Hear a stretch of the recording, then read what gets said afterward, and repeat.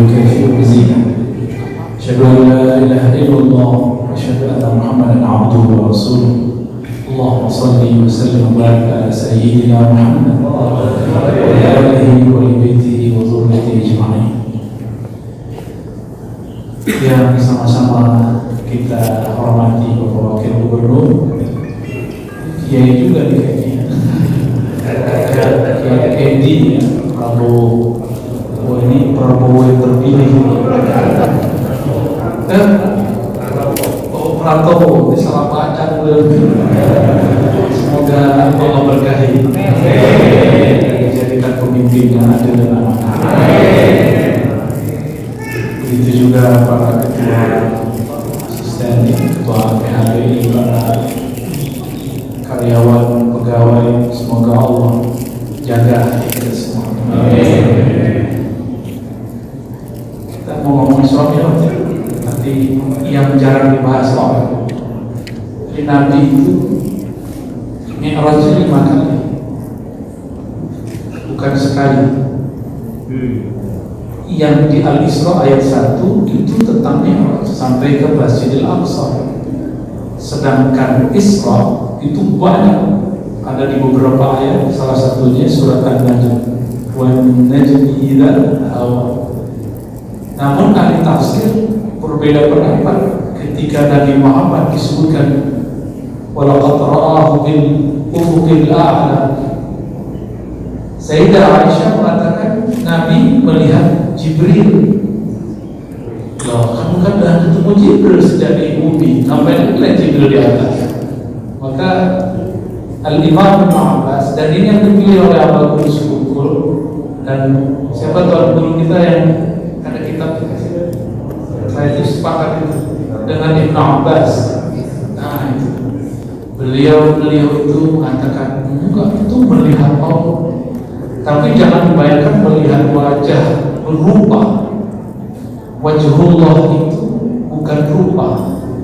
Jadi kalau Nabi Muhammad SAW memandang Allah itu sujud, itu disebut memandang, bukan prototip begitu. Itu makhluk.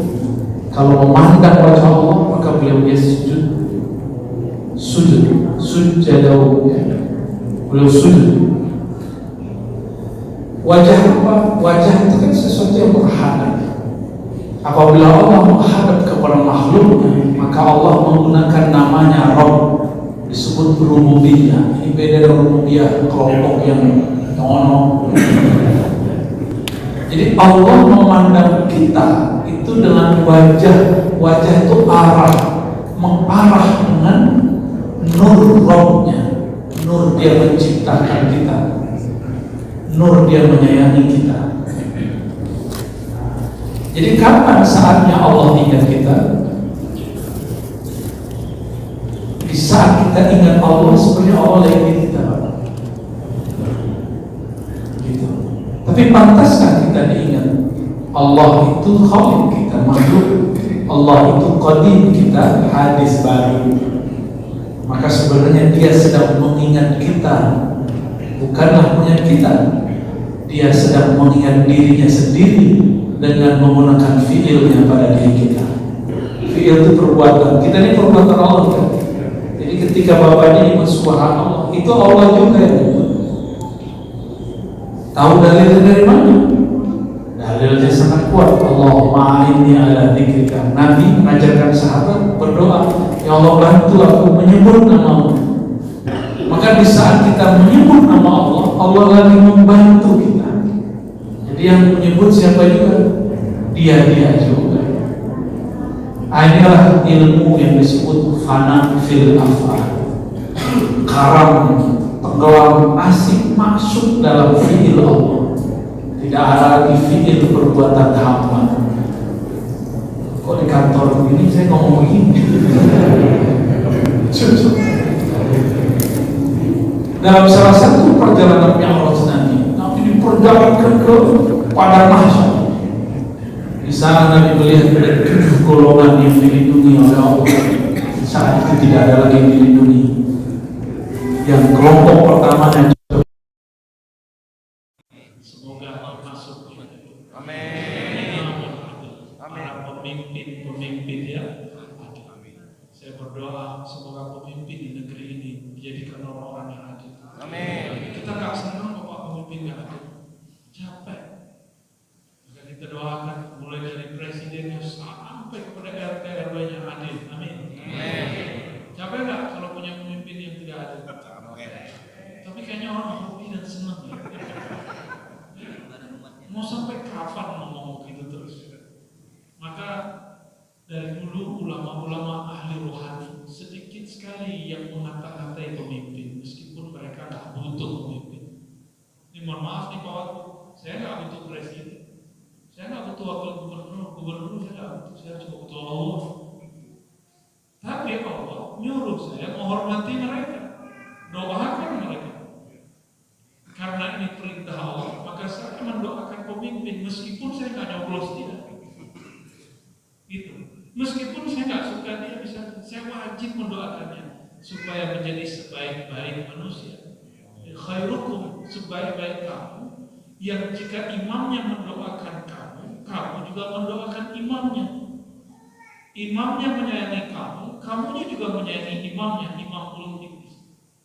Sepuluh-puluh kita, sepuluh-puluh manusia, kita benci pemimpin, pemimpin benci kita. Kita melaknat pemimpin, pemimpin melaknat kita. Itu seburuk-buruk negeri. Dan jangan menjadikan negeri ini seburuk-buruk negeri. Maka saya bukan cari aman, saya cuma cari aman di sisi Allah Subhanahu wa Ta'ala. Karena saya dididik oleh para masyayikh, para guru, para tuan guru, para mursyid. La akhaf lawmata laim. Gak boleh takut dengan cacian orang yang mencaci. Mau cacian dari kelompok A ataupun kelompok B, saya tidak ada urusan. Gak penting bagi kita. Yang penting bagi kita bagaimana Allah memandang kelompok kita, bukan bagaimana cara makhluk pandang kita. Nah, ini yang harus ditanamkan.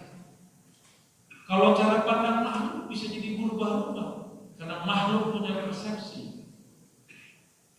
Kalau ustaz sudah ingin mengikuti selera jamaah berubah-ubah. Sengsara lah itu ustaz. Itu ustaz paling menyedihkan salam semesta. Walaupun dia terkenal di mana-mana.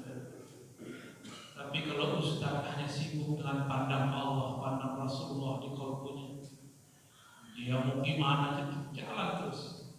Dan saya berdoa semoga saya termasuk bagian dari orang-orang yang berdakwah dengan merasa pandang Allah di kolbunya. Itulah maksud ihsan dalam dakwah. Begitu juga seorang pemimpin, pegawai ini kan hidupnya santai, masa depan cerah ya. Tapi kalau mau beli rumah, gadai dulu SK ya. Gak cerah juga wajahnya. Akhir-akhir bulan bukan mulai. Ya, dimaklumi Pak. Salah siapa mau jadi pegawai. Tapi kalau niat Bapak itu mengurusi bumi Allah, rakyat yang merupakan ciptaan Allah, amal mulia kan? Saya ngurusin satu orang itu sudah mulia. Ini Bapak ngurusin satu provinsi, kurang mulia apa? Maka hijab tirai antara para pemimpin dan jajarannya dengan Allah itu cuma satu aja. Adilkah dengan rakyat? Selesai langsung jadi wali Allah. Maka imamun adil itu wali. Orang taunya wali itu hutan, itu wali hutan namanya. Orang hutan kali ya? Bukan. Wali itu ada di mana-mana, ada di kantor-kantor, ada di pesantren, ada di gang-gang, ada di jalan-jalan. Banyak wali-wali Allah. Allah sebar. Ada wali yang Allah populerkan, ada wali yang Allah sembunyikan. Wali itu gak penting pada dia mau disembunyiin, mau dipopulerkan sama. Yang penting Allah memandang dia. Itu yang penting bagi kekasih Allah. Allah itu banyak kekasihnya. Banyak kekasih Allah. Maka antara wali dan wali bisa cemburu, Pak. Tapi wali gak boleh ngatur-ngatur Allah. Ya. Di Bapak ini datang ke seorang wali, cemburu tuh wali itu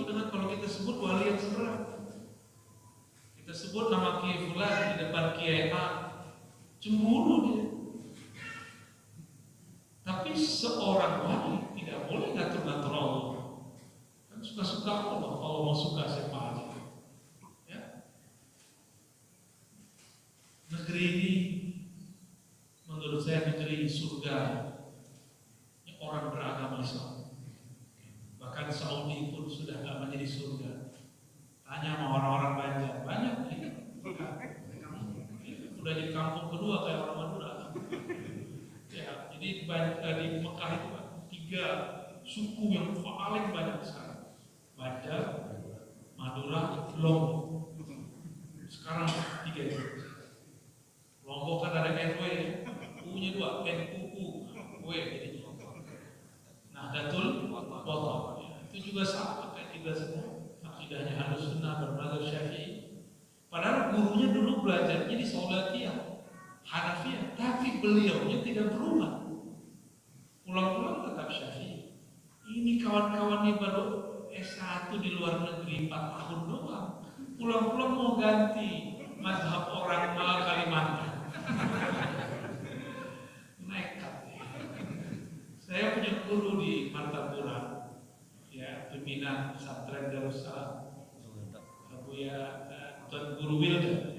Itu dari tahun 78, 4 tahun berapa, sampai tahun 2000-an di Mekah. Pulang-pulang nggak ada tuh mau merubah mazhab orang Martapura. Nggak ada, malah tambah kuat. Pulang-pulang nggak jadi Wahabi, Pak. Nggak jadi Wahabi. Ini bocah kecil, bocah tenik, baru 4 tahun di sana, pulang-pulang mau merubah dan udahlah karena malah semua masyarakat. Ya, maaf ya saya sebut bocah tenik ini. Ya lucu aja. Mikir-mikir dulu kalau mau berfatwa. Emang 4 tahun cukup untuk bisa menjadi mufti? Ya cukup. Kecuali situ wali. Wali pun belum boleh fatwa. Imam Malik ketika di Madinah, beliau mengatakan saya bertemu dengan 70 orang wali-wali Allah. Jika dia berdoa sekarang, kejadian detik itu juga. Tapi aku tidak minta fatwa dan riwayat hadis dari mereka. Nah, inilah dalil tidak semua sufi mufti, tidak semua mursyid boleh ditanya mengenai hukum. Begitu juga sebaliknya, tidak semua orang yang ahli fatwa ahli rohani. Beda dengan Imam Syafi'i, beliau ahli rohani. Beda dengan Imam Malik. Imam Malik itu kan, kalau mau ketemu Nabi, nggak usah jauh-jauh. Beliau setiap malam ketemu Nabi, percaya nggak? Apa kata beliau? Ma bintu lailan illa wa ra'aitu Nabiyya sallallahu alaihi wasallam. Aku kalau tidur pasti ketemu Nabi. Kok bisa? Ternyata beliau adabnya luar biasa. Beliau ini gak berani pakai sandal sepatu di kota Madinah. Apa kata beliau? Dan tidak berani naik kendaraan di Madinah. Di kota haram kan Madinah itu ada Madinah yang dibuka, ada yang Madinah lama. Beliau gak berani naik kendaraan, gak berani naik pakai sandal. Ditanya oleh muridnya, apa gerangan wahai Tuan Syekh, Tuan Guru, Tuan Imam? Jawaban beliau, apakah pantas seorang Malik jalan pakai sepatu, pakai kendaraan, sedangkan di bawah bumi ada seorang sosok kekasihku, Nabi Muhammad SAW. Jadi beliau sholawatnya dengan jiwanya, dengan ruhnya, bukan sholawat komat kamit lagi. Sudah ruhnya beliau bersolawat, maka beliau melek, buka mata, merem sama aja. Itu sholawat bagi dia. Selalu ingat Rasulullah SAW. Itulah Imam Malik, gurunya imam kita Imam Syafi'i. Beliau yang mendidik imam kita Syafi'i menjadi imam yang hebat. Kalau nggak ada Imam Malik, nggak ketemu juga kita dengan mazhab Imam Syafi'i. Maka ada kita nanti kalau keluar negeri, ketemu orang bermazhab Maliki, nggak boleh kita jadi imam. Bukan nggak boleh secara hukum haram, nggak boleh secara adab. Ya kalau secara fikih sah-sah aja. Ya, saya sama teman saya itu ada di Zeribah namanya orang Abu Dhabi. Sampai-sampai, yaudahlah aku sholat sendiri aja deh. Karena nggak mau ngimami dia. Sampai begitu. Kita ketika sholat sendiri. Di mazhab Maliki sangat ketat, nggak ada jamak kosong, yang ada sholat di kodok, ketinggalan zuhur asar kodok 4-4-8, nggak ada namanya dua-dua. Ya, enak aja di mazhab Syafi'i. Dua-dua mazhab kita bahwa ketika Nabi SAW memandang lagi ke bagian yang lain. Jadi Nabi setelah melihat ada pemimpin yang adil, Nabi melihat lagi ke arah yang lain. Di arah di situ ada hisab dan mizan. Tapi Nabi melihat ada 70.000 orang, masing-masing bawa 70.000 orang. Tidak dihisab, tidak diazab. Nabi melihat itu Mi'raj Nabi. Maka beliau malam hari lihat, ini Mi'raj malam itu. Mengkabarkan nanti akan ada min ummati 70.000 yadkhuluna al-jannah bighairi hisabin wala azab. Ada 70.000 daripada umatku masuk surga tanpa dihisab, tanpa diazab. Sahabat diskusi siapa kelompoknya, ada bilang tahajud semalam seminggu, yang zikir, yang sholawat, semua diskusi. Ternyata mereka terjebak pada amal zahir. Itu sahabat. Selevel sahabat terjebak di amal zahir seperti kebanyakan dai, ustaz dan jamaah hari ini mengira ahli surga itu yang banyak amal zahir. Ini keliru besar. Coba lihat kata Nabi. Pada subuh Nabi bilang, oh mata kalian sembab-sembab nggak tidur ya orang tadi. Enggak, wahai Rasulullah, kami diskusi dan kami penasaran siapakah 70.000 orang yang kau maksud wahai Rasulullah. Nabi kemudian membuka kartunya. Ini disebut dengan risalah takdir. Takdir masa depan dibuka oleh Rasulullah. Ya semuanya ada di kolbu beliau. Kolbu beliau itu cerminan daripada Lauh Mahfuz. Tertulis di situ 70.000 orang itu wahai sahabat, orang-orang yang la yastarqu, tidak pernah main perdukunan ruqyah. Jadi jangan pakai. Raja-raja jangan dipakai, ya. Ini banser nih, anak buahnya Pak Wagub, tolong dibersihkan dari raja-raja, biar masuk surga tanpa hisab dan azab. Kita kasih nanti amalan yang lebih sakti daripada itu. Kalau cuma dipasang, antum nggak bawa baju yang dirajah, nggak sakti. Tapi kalau kita bersama dengan yang Maha Sakti, antum lupa, antum ingat, antum ditinggalkan, kan bersama Dia.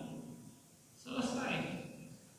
Kita lalai pun Allah yang ingatkan kita. Ini saya sampaikan ya, 2 malam lalu kan acara di Kemenang.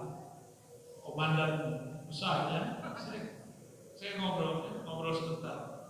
Nah, Komandan, ini kalau boleh, teman-teman saya ini kebetulan tim saya cuma saya bawa 1 sama hari ini sama anak. Biasanya kita bawa 5 orang. Itu semuanya sensitif dengan hal-hal yang negatif secara energi. Laporan mereka kepada saya, kok banyak ya teman-teman pesilat, teman-teman ya laskar, bangsa. Mohon maaf nih, kok menggunakan itu mantra-mantra raja-raja. Nah, ini tolong dibenerin. Saya udah ngomong ke Usiatus pun saya ngomong ke komandannya sekarang yang baru komandan sama saya juga ngomong ya. Alhamdulillah beliau benar. Oh iya nanti kalau mau beramal pakai hizib bahari, hizib wirid satra ya. Ada teknik tuh Pak, pakai nafas ya, ada tekniknya. Kalau mau kita ajarin tenang aja. Siap ya. Nanti harus copot dulu itu, dibersihin semua itu. Mau hidup tenang, sempurna, tinggalkan embel-embel bergantung kepada selain Allah SWT. Maka disebut la yastarqu, tidak main jampi, main ruqyah, main raja itu maksudnya. Walaupun itu ada yang boleh. Saya kan praktisi Pak, saya bisa buat raja Pak. Bapak mau raja berapa? Maharnya kan gitu. Kita tapi saya sudah meninggalkan itu. Sudah meninggalkan itu. Dulu kitab-kitab kita banyak yang begitu. Ya, mulai dari Syamsul Ma'arif Kubro.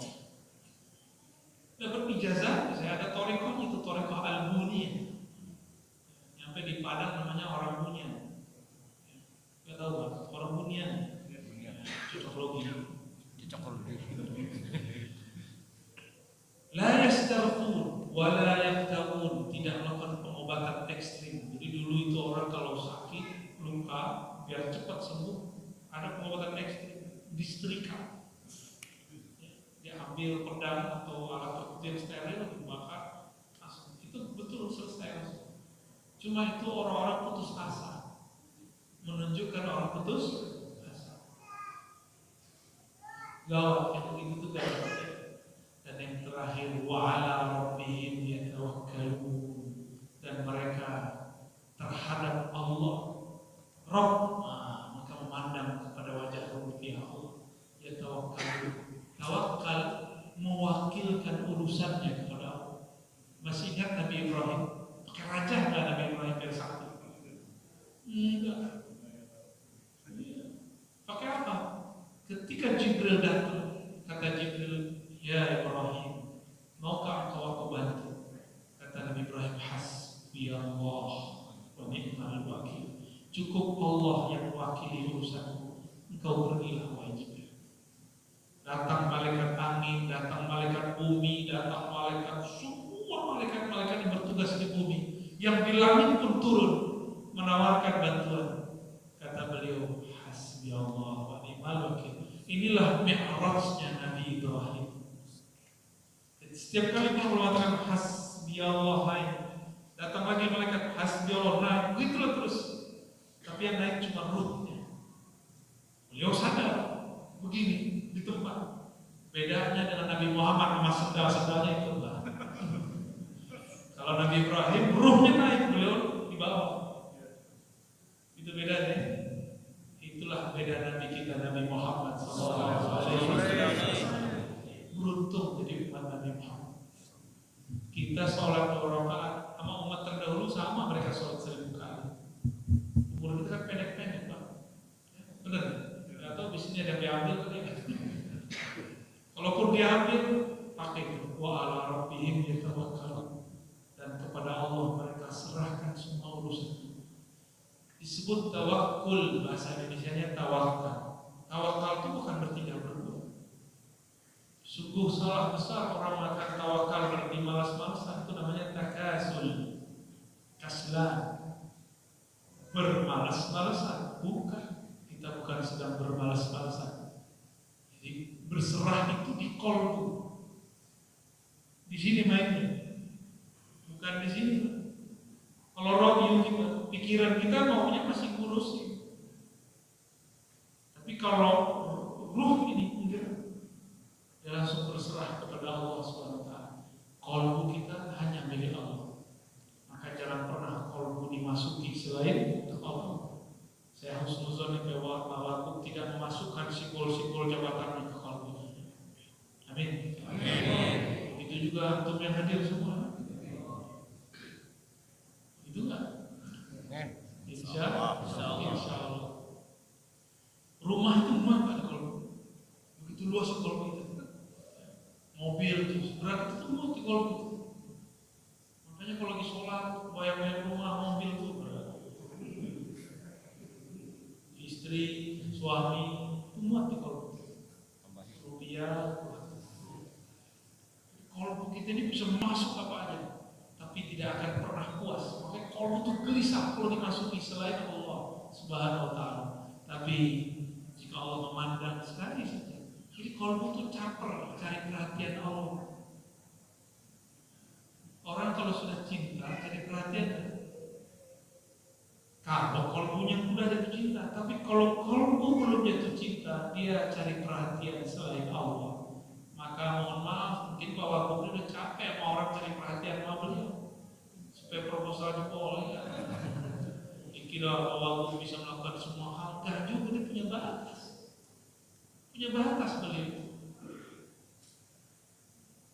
Saya mau tanya Pak, lebih tinggi wali apa Bukan gubernur loh, wali apa presiden? Wali beneran. Kalau presiden punya kebijakan dihadap DPR enggak? Kalau wali kan langsung ke Allah. Makanya para pemimpin ini harus punya guru rohani, guru spiritual, bukan dukun. Wali harus punya guru yang punya akses kepada Allah langsung. Ciri-cirinya, sang guru tidak membebani muridnya, mungkin dia seorang pemimpin kan, dengan amalan-amalan yang sulit, justru memberikan kemakrifatan. Jadi ini zaman, jangan zaman-zaman kita terjebak lagi dengan simbol-simbol. Ya. Betul, saya nggak melarang yang buat raja buat, yang penting aku nggak syirik. Ini bisa nggak? Buat jimat, yang penting nggak syirik, bisa nggak? Masalahnya itu. Termarah lagi yang punya profesi itu, jangan marah-marah, ya ijazah kita sama. Bapak saudara yang berdoa, nah ini yang dilihat Nabi waktu Mi'raj, orang yang tidak dihisab, tidak diazab karena dia bertawakal kepada Allah Subhanahu wa Ta'ala. Mau nggak tuh? Ya, jadi yang punya jimat, udah simpan ya, tidak perlu dibakar aja, nggak perlu disimpan-simpan itu. Demi Allah nggak perlu. Untuk apa? Kita ini manusia paling mulia di muka bumi, makhluk paling sempurna di muka bumi. Kita nggak butuh pelengkap. Agama mentok nggak bisa koneksi dengan Allah, ke Rasulullah sallallahu. Dua aja, Allah Rasul, zikir salawat, dua itu aja. Wali Allah manapun itu, dia datang kepada Allah cuma dengan dua tanda, dua pintu. Gak bisa tembus lewat zikir dan tembuskan lewat salawat. Dua, gak ada. Ilmunya Abah Kudus Kupul sama, ilmunya Syaikhul Somad Palembani sama, Datuk Kalampayan sama, Muhammad bin Abdul Karim sama, Syekh Abdul Qadir Jilani sama. Kalau gak zikir, salawat. Zikir, salawat. Gak. Kenapa salawat? Karena yang Allah pandang itu cuma Nabi Muhammad SAW. Salawat itu boleh disebut booster. Ini lagi rame vaksinasi nih. Kenapa disebut booster?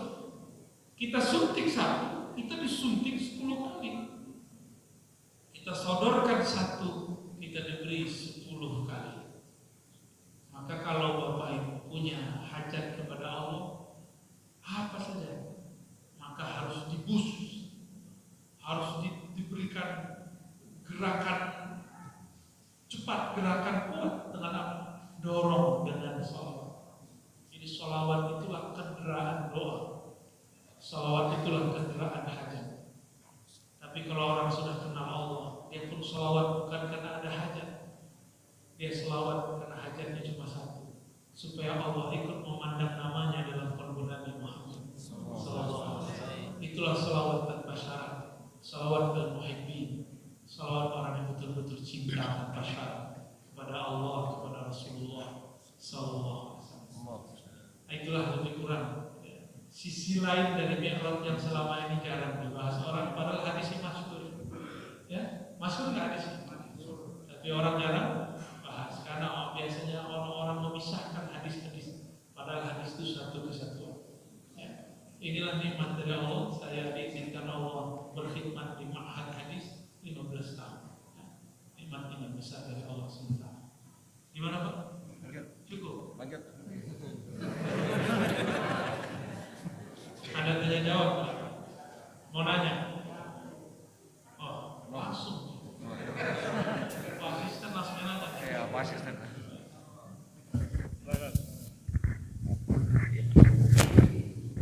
Assalamualaikum warahmatullahi wabarakatuh. Terima kasih Buya untuk kesempatan bertanya untuk kami. Mungkin kami mewakili dari ASN yang ada Buya Ar-Raji yang sama-sama kita cintai. Sebagai ASN, kita semua ini sudah barang tentu sama-sama tahulah banyak berhadapan dengan hal-hal hal yang subhat, ya, antara warna ini antara halal haramnya sangat dekat, kemudian di antaranya itu juga sangat banyak, ya kan. Sudah barang tentu ini membuat keraguan yang sangat luar biasa, dan ini membuat nurani kita ini semacam apa ya, bergejolak kadang-kadang. Tetapi bagi yang tidak bergejolak, ketika dia sudah mengabaikan, artinya sudah lupa dengan Tuhannya, ya seperti biasa-biasa aja. Tetapi di antara kita kami melihat mesti banyak yang ketakutan yang luar biasa. Ini suatu keadaan yang dihadapi pegawai negeri sipil, Buya. Nah, pada kesempatan ini saya yakin apa yang saya rasakan dirasakan juga oleh kawan-kawan ASN. Mohon bimbingan Buya, bagaimana seharusnya kami bersikap, bagaimana seharusnya kami mempersepsikan diri dan mempersepsikan lingkungan kami yang serba apa namanya, serba kabur. Terima kasih Bu ya. Assalamualaikum warahmatullahi wabarakatuh. Betul, Bapak saya kan juga PNS kan, lurah, dan beliau memang membicarakan hal seperti itu. Terus gimana caranya supaya dalam lumpur itu kita jadi belut, gitu ya? Bapak sudah lihat belum belut? Badannya licin ya? Nah, Bapak harus punya pelicin itu, Pak. Pelicin itulah yang kita sebut dengan taubah. Taubat itu bukan ngomong tobat, bukan. Astagfirullah itu istighfar. Beda tobat dan istighfar. Taubah itu pertama kali an-nadam, menyesali. Kalau dulu pernah berbuat, sesali. Bahkan setiap hari, setiap mau tidur kita menyesali apa yang kita buat. Jadi ternyata malaikat mungkar nakir ini tidak diizinkan Allah menulis kesalahan kita. Kalau kebaikan langsung ditulis. Kalau kesalahan ditunggu dulu sampai dia tidur malam.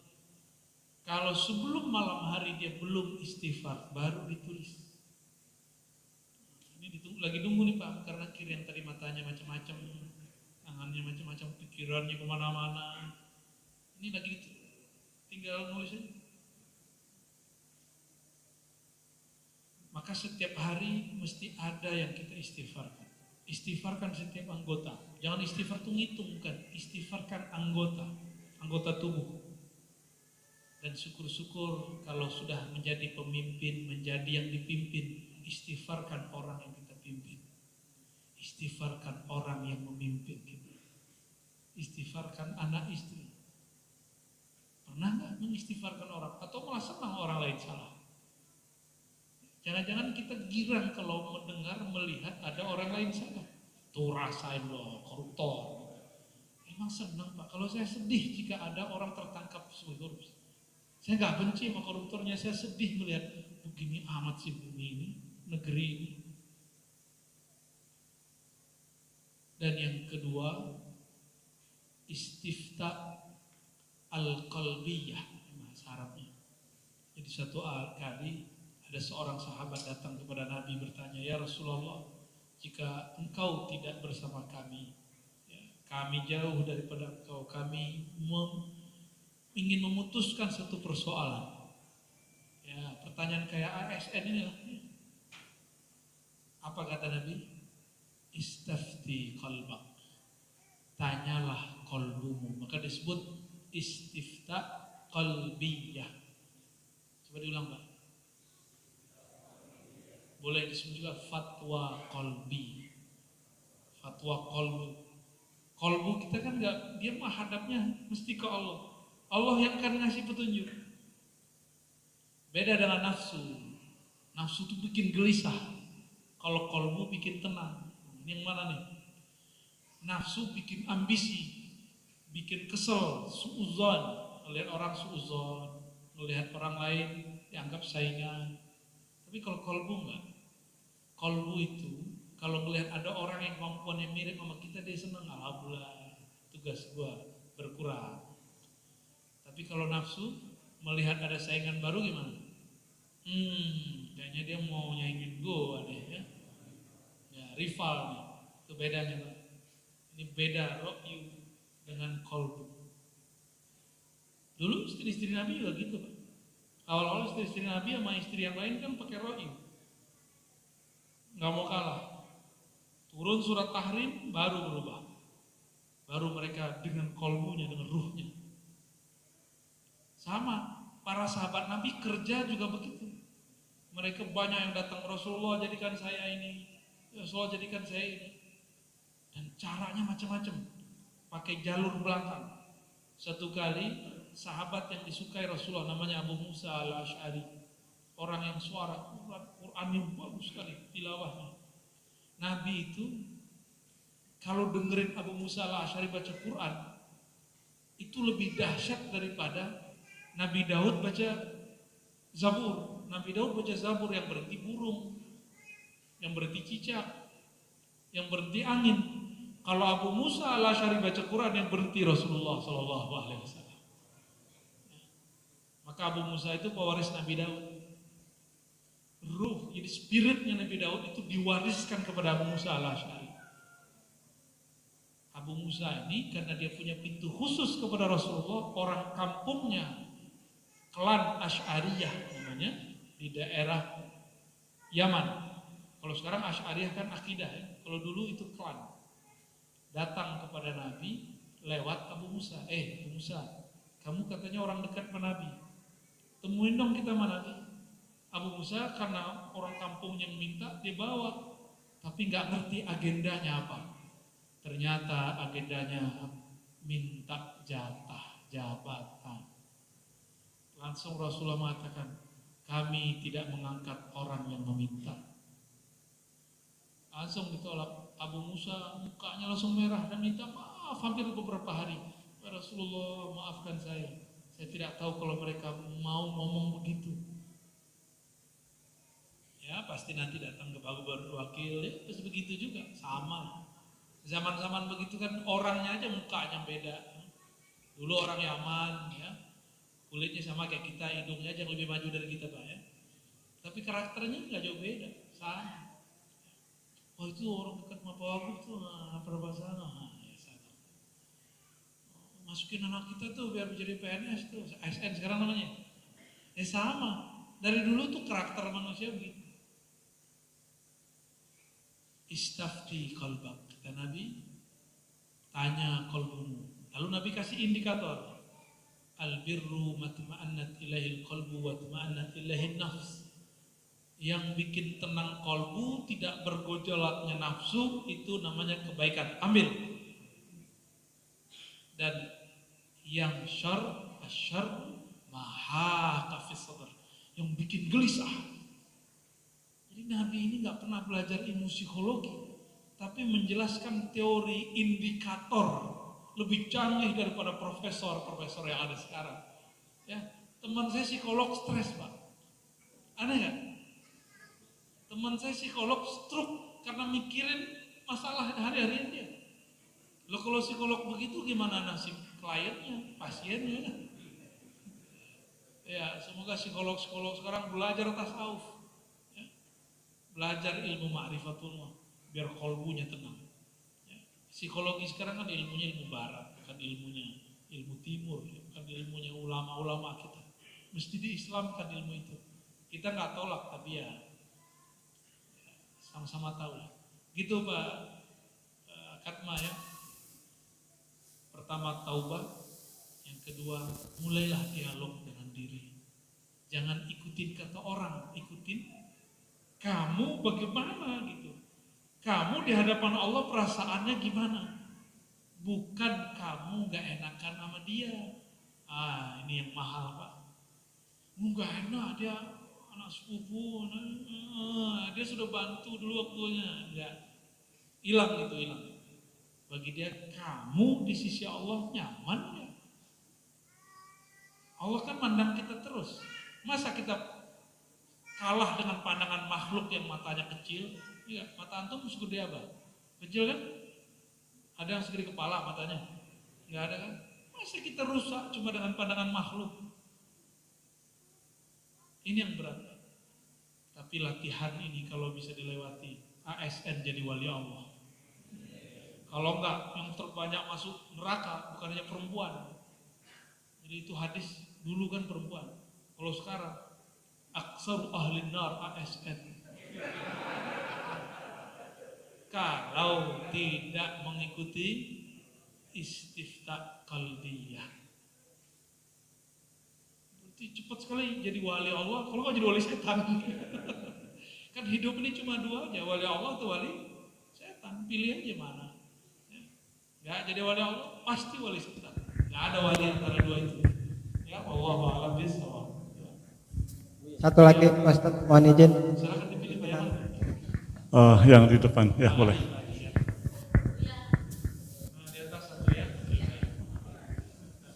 Bismillahirrahmanirrahim. Assalamualaikum warahmatullahi wabarakatuh. Alhamdulillahirabbil alamin.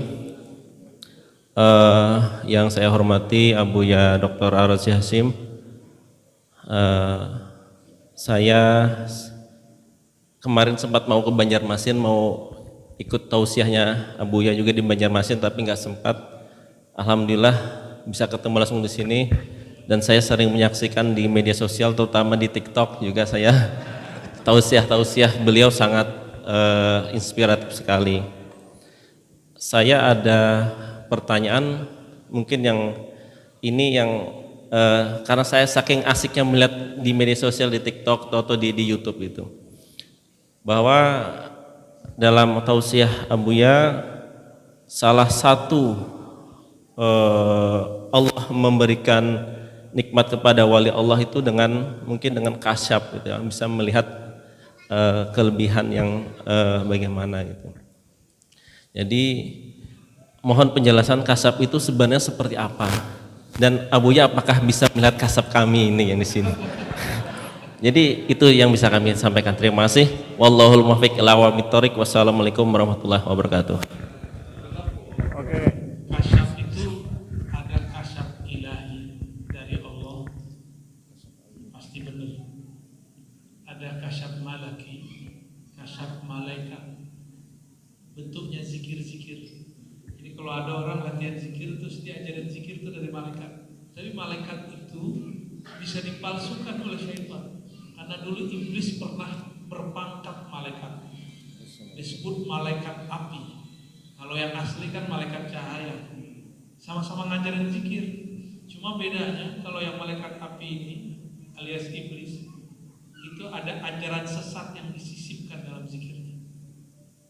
Oh itu banyak. Saya sering ngalamin dulu ya. Kalau sekarang udah nggak seneng lagi gitu-gituan. Lagi zikir atau denger apa sering. Terus yang ketiga kasyaf nafsiyah, was-was. Jadi pikiran-pikiran sendiri, ro'yu, akal. Nah, itu bagian dari kalau dipecah-pecah. Akal, nafs, jiwa. Ada yang kasyaf syaitan.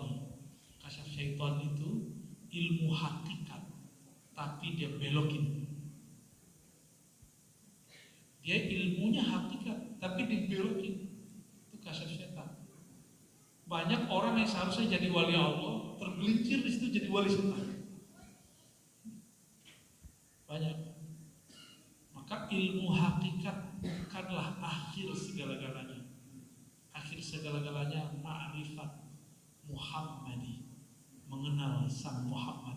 Karena kita nggak bisa bayangin Allah. Ada yang bisa bayangin Allah? Tapi kita pernah ketemu Allah.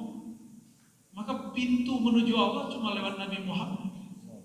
Ma'rifat tertinggi, ma'rifat mengenal hakikat Nabi Muhammad SAW. Ya. Orang kalau dapat itu baru namanya kasyafnya sahih. Kalau enggak, ya begitu. Ya. Dan kasyaf itu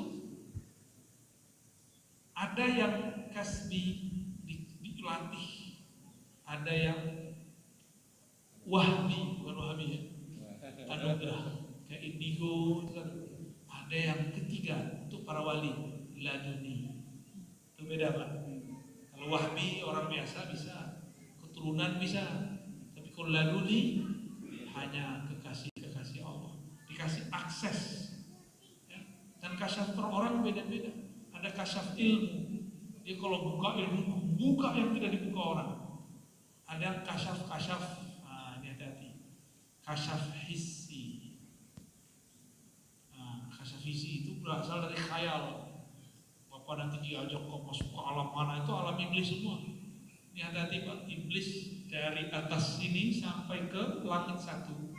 Pintu langit satu ada 300 alam kerajaan iblis. Dan kerajaannya dibuat mirip seperti kerajaan langit Allah. Disitulah banyak para mursyid gagal jadi wali Allah, para murid gagal jadi wali Allah. Maka harus benar-benar kuat akidahnya, harus benar-benar dalam ma'rifatnya. Ya, jadi saya nggak bisa bukain gitu sembarangan Pak. Nanti Bapak jadi halu. Ya. Dan sekarang banyak aliran halu, banyak sekali. Ini ibu-ibu aja beberapa mimpi saya, kan itu bukan saya. Ciri-cirinya apa? Di situ saya mau memegang dia, mau gerayangin dia. Itu bukan saya, itu jin nyerupain saya. Itu enak banget tuh jin itu. Kenapa gak saya aja kan? Itu ciri-ciri gak benernya. Ya, hati-hati itu. Oke, terakhir itu. Boleh pertanyaan terakhir ya. Assalamualaikum warahmatullahi wabarakatuh. Di sini saya mau cerita. Singkat padat. Ya. Ceritanya seperti ini.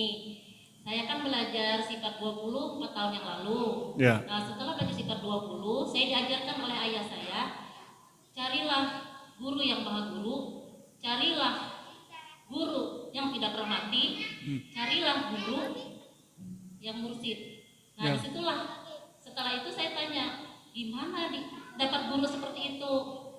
Lalu setelah itu saya diberi mimpi, di dalam mimpi semua tentang sifat 20. Setelah sifat 20, setelah itu saya bisa dikatakan ketemu sama guru sekumpul. Nah, setelah itu baru dibukakan kata Allah bilang kazali, kata Allah bilang hulul, kata Allah bilang hak. Itu ulun mau tanya tentang Pertanyaannya apa Bu? ini. Hah? Yang ditanya apa yang ulun alami, Oh ya. itu hak atau tapi kesemuaan itu hak, karena yang dibuat di dalam kalbu ulun, dalamnya sholawat dan zikir. Ya. Terima kasih. Assalamualaikum warahmatullahi wabarakatuh. Silakan Bu ya. Ini panjang kalau diurai.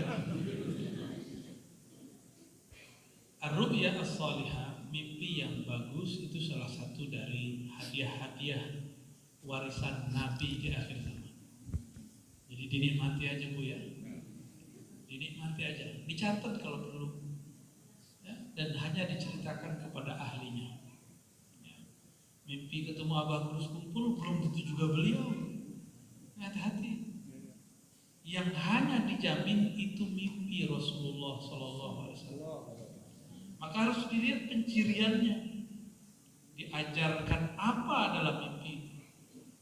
Jika diajarkan tentang tauhid, tauhid bisa benar, tapi nanti di bab hakikatnya dia belokin, berarti bukan dia juga. Namun kalau sudah diajarkan tentang hakikat al-Muhammadi, hakikat kemuhammadiyan, baru semuanya sahih. Bagaimana dengan tajalli hulul? Tajalli hulul ini juga dua versi, versi iblis sama versi Muhammad. Tajalli versi iblis, penyatuan Allah menampakkan dirinya di alam dengan menempati alam. Ya. Berjasad, itu sifatnya berjasad, berjisim. Hulul, terjadi penyatuan antara Tuhan dan hamba. Kalau itu penyatuan hamba dan Tuhan, itu iblis. Tapi kalau hulul yang dimaksud hulul leburnya sifat makhluk dalam sifat Allah, sehingga tiada lagi makhluk, yang ada cuma Allah, itu baru sahih. Karena kullu syai'in halikun semuanya hancur kecuali hanya wajah Allah Subhanahu. Wajah di situ ada dua tadi, wajah rububiyah atau wajah uluhiyah. Jadi sekarang ilmu marifat sudah di-upgrade, Bu. Ya. Yang kita baca itu, mohon maaf, itu masih yang lama itu. Nanti kita upgrade, tenang, bukunya nanti nyusul ya. Jadi insya Allah tenang aja. Abah guru dulu juga membawa ma'rifat baru yang belum dibuka oleh Datuk Kelapa. Abah guru sepupu. Maka di zaman ini kita juga harus membuka lembaran ma'rifat yang dulu masih disimpan oleh beliau atau beliau belum sempat membahasnya. Oh, ente siapa kok bisa buka? Ya, bukan ente siapa, aneh siapa. Kita ini hamba Allah. Kita ini umat Muhammad SAW. Semua kita punya hak yang sama. Yang penting mau membuka hati, membuka rohani. Ya, mohon maaf nih saya mau ngajar kampus. 10 menit lagi. Jadi Bapak Ibu yang berAllah di perjalanan ke hotel dekat ya. Mohon maaf tidak dapat melanjutkan tanya jawab diskusi. Semoga ini pertanyaan jawabannya diridhai oleh Allah SWT. Aneh ya. Orang kantoran nanyanya begini-gini. Ampun. Demikian dari kami. Wassalamualaikum warahmatullahi wabarakatuh. Waalaikumsalam. Terima kasih kepada Abuya yang telah memberikan pencerahan kepada kita sekalian. Dan insya Allah kita tidak puas. Untuk puasnya nanti malam kita sambung, kita undang atas nama pemerintah daerah, atas nama PHBI, atas nama Masjid Raya Darussalam, diundang lagi hadir nanti malam pukul 19.30 bersama-sama